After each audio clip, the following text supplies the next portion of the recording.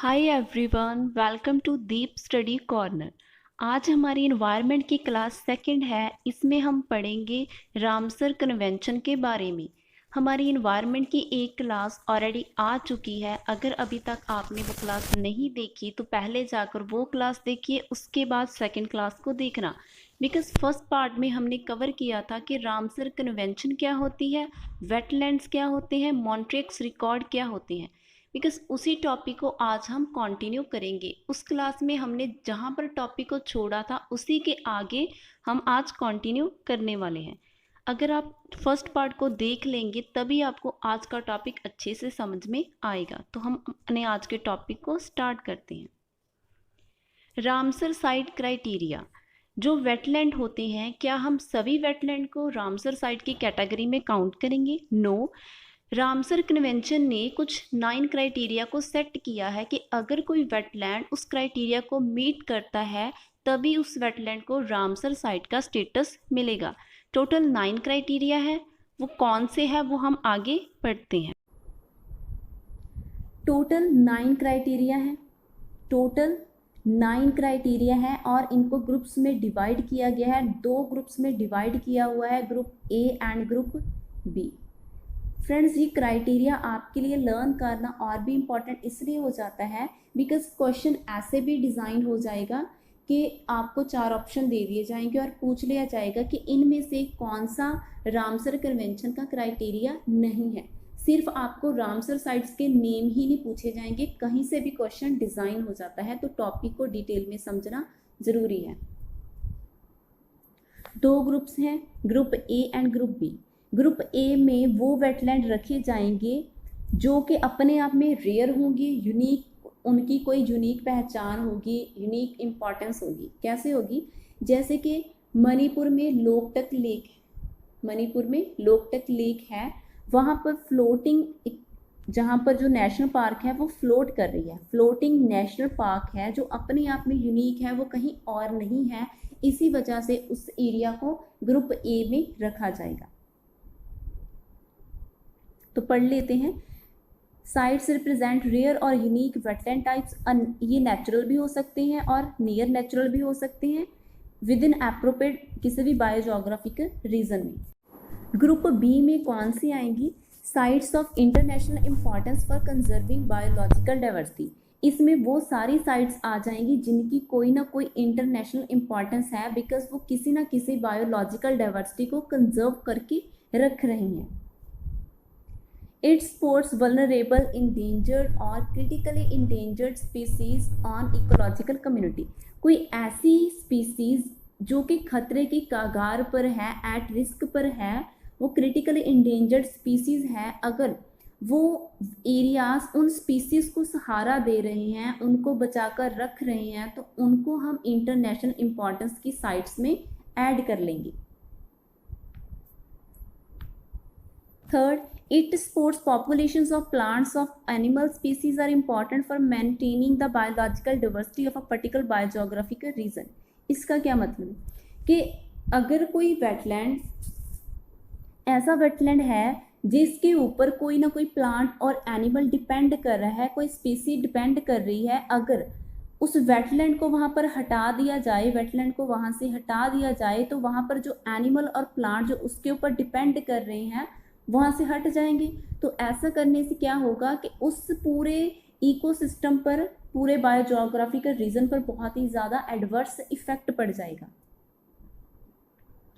Fourth, it supports plant और animal species at a critical stage in their life cycles or providing refugee during the adverse condition.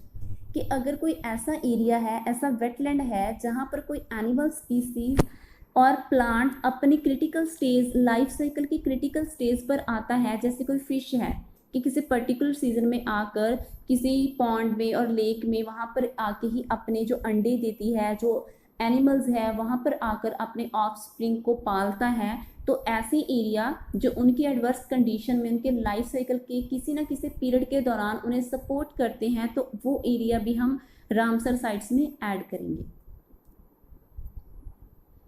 It regularly sport 20,000 और more bird water birds. Water birds जो जलीय पंछी होते हैं जैसे कि flamingo हो गए, जो कि वाटर के आसपास ही रहते हैं, अगर उनकी 20,000 से भी ज़्यादा स्पीसीज़ को सपोर्ट कर रहा है ऐसा वेटलैंड, तो उसे भी रामसर साइट में कंसीडर किया जाएगा।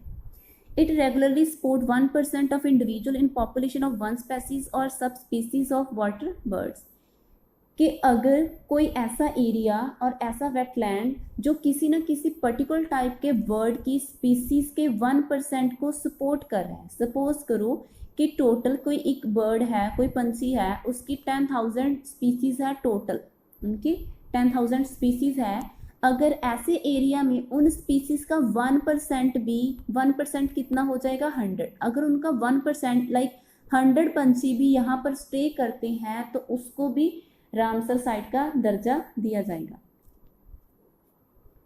Support significant proportion of indigenous fishes, subspecies, species interactions or population that are representative of wetland benefits and values and thereby contribute to global biological diversity।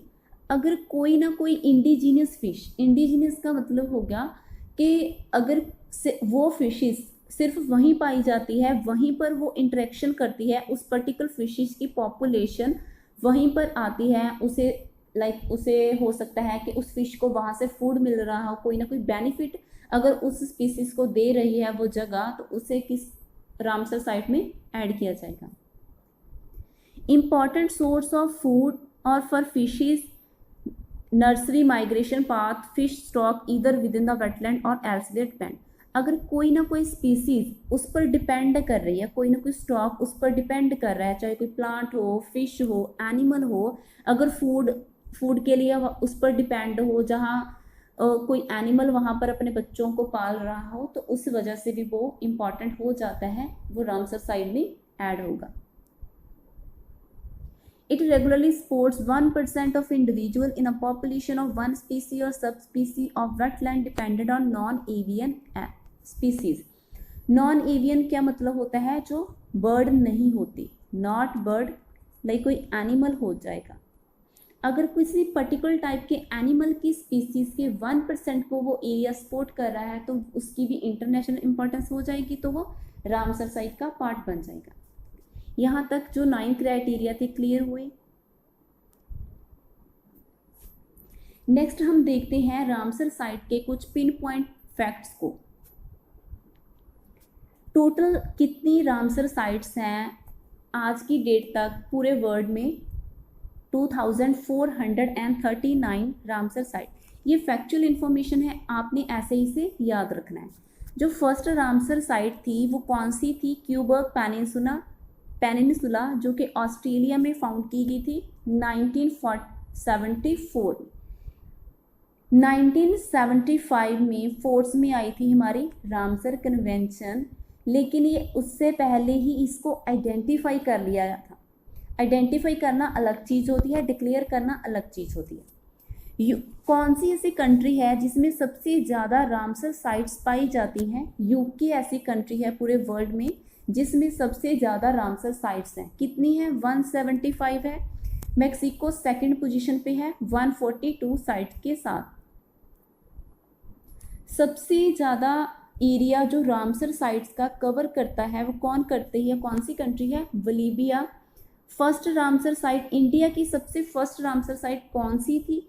2 थी। एक चिलिका लेक थी जो कि उड़ीसा में है, और किलाडियो नेशनल पार्क, जिसे केवल देव नेशनल पार्क भी बोला जाता है, राजस्थान में है। कब डेजिग्नेट की गई थी? 1 अक्टूबर 1981 को। उड़ीसा को अब ओडिशा भी बोला जाता है।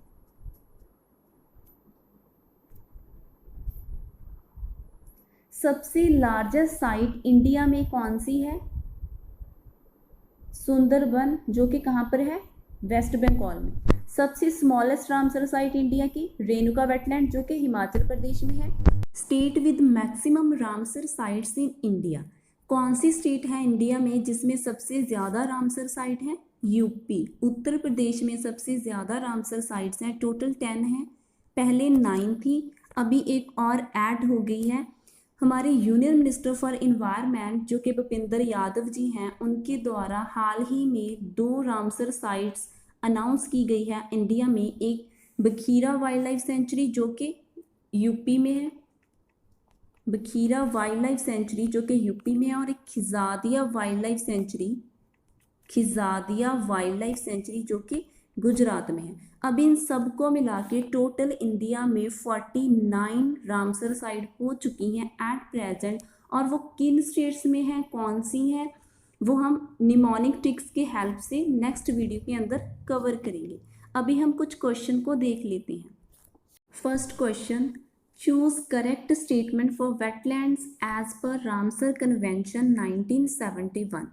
रामसर कन्वेंशन 1971 के अकॉर्डिंग आपने बताना है कि इनमें से वेटलैंड के बारे में कौन सी स्टेटमेंट बिल्कुल करेक्ट है। Only natural wetlands are considered under Ramsar convention, क्या सिर्फ नेचुरल वेटलैंड्स ही रामसर साइट के अंदर कंसीडर किए जाते हैं।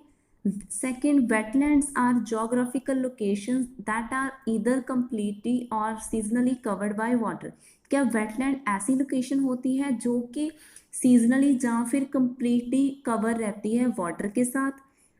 इट में includes area of marine water depth of which at low tide doesn't exceed 6 metre, क्या जो लो टाइड होती है ज्वार बाटों की वो इन एरिया में 6 मीटर से ज़्यादा नहीं होती उसकी हाइट। इनमें से कौन सा ऑप्शन करेक्ट है आपने वो बताना है कमेंट सेक्शन में। Second question, if a wetland is registered in the Montreux record it means, अगर किसी वेटलैंड को मॉन्ट्रियक्स रिकॉर्ड के अंदर रजिस्टर किया जाता है तो उसका क्या मतलब होता है।